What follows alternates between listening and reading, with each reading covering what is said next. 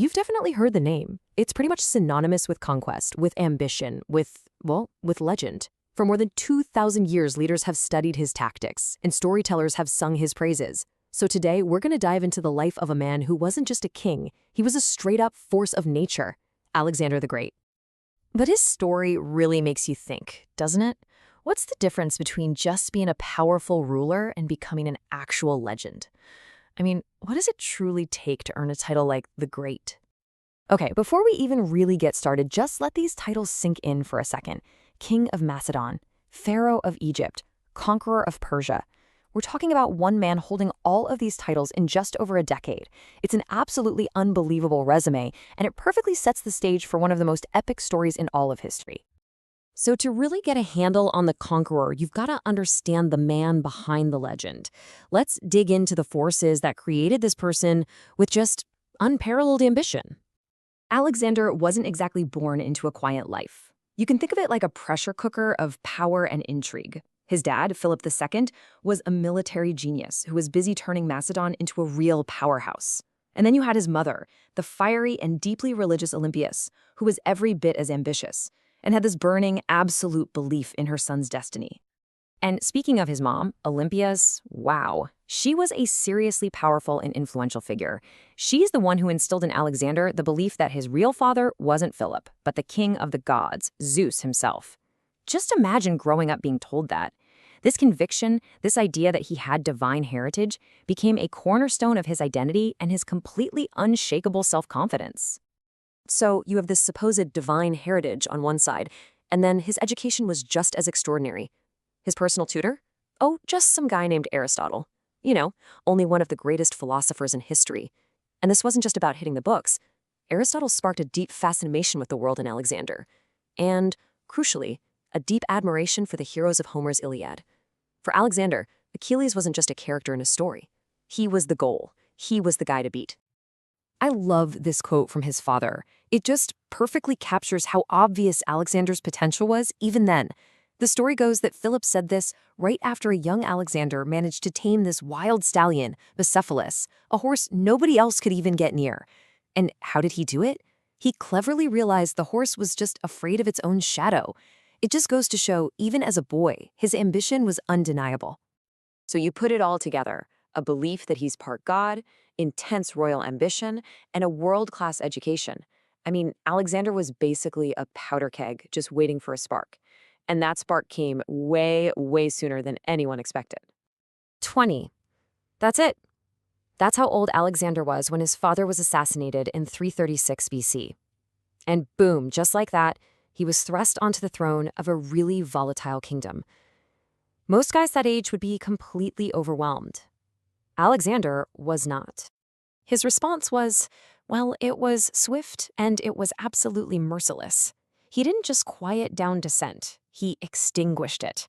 When the proud city of Thebes dared to rebel, he made an example that would echo through Greece for generations. He didn't just conquer it, he literally erased it from the map and sold its people into slavery. The message couldn't have been clearer. Defy me, and you will be annihilated. All right, so with Greece now basically terrified into submission, Alexander turned to his father's ultimate goal, the one thing he had been preparing for his entire life, the invasion of the mighty Persian Empire. Just take a second to look at the sheer scale of this thing. In 334 BC, he crosses into Asia with an army of around 50,000 men to take on an empire that stretched for thousands of miles, an empire that could field armies many times the size of his. It was an audacious, almost insane gamble. But here's the thing, it was a calculated risk. Alexander was a military prodigy, and he'd already proven it. At the Battle of Chaeronea, when he was just 18 years old, he personally led the decisive cavalry charge that completely shattered the enemy's elite forces. That right there, that was the blueprint for his future victories. Bold, audacious tactics that consistently outmaneuvered his opponents, no matter how badly he was outnumbered. You've probably heard this story. Early in his campaign, he comes across the legendary Gordian knot. The prophecy was that whoever could untie this impossible knot would rule all of Asia. So Alexander messes with it for a minute, can't get it, and then just pulls out a sword and slices it in half. It perfectly sums up his whole personality, right? Bold, decisive, and completely unwilling to play by the conventional rules.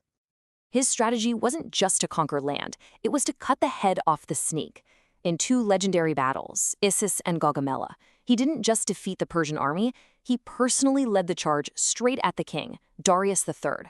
By forcing the king to literally turn and flee the battlefield in disgrace, he shattered the morale and the leadership of the entire Persian war machine. When he got to Egypt, they saw him not as a conqueror, but as a liberator from Persian rule. So what did they do? They crowned him pharaoh. And an oracle there declared him the son of the god Amun, cementing that divine status he already believed he had.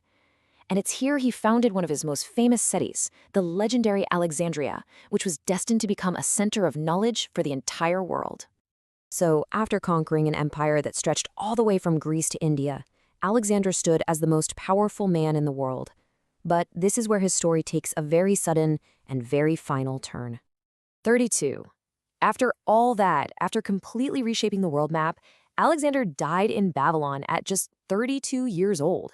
He had spent pretty much his entire adult life at war, creating one of the largest empires in history, and then he was just gone. His death created a massive power vacuum that immediately erupted into chaos.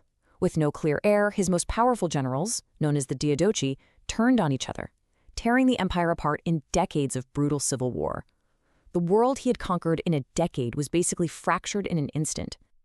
But here's the great irony. His most enduring legacy wasn't the empire he built, but the new world that emerged from its ruins.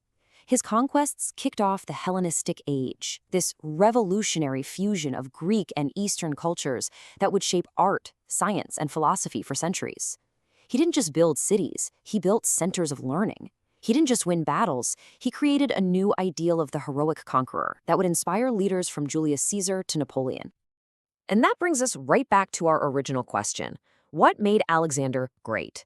Was it the sheer, brutal scale of his conquests and his undefeated record in battle? Or was it the unintended consequence of his ambition, this new, interconnected Hellenistic world that rose from the ashes of his empire? Honestly, that's something historians still debate to this day.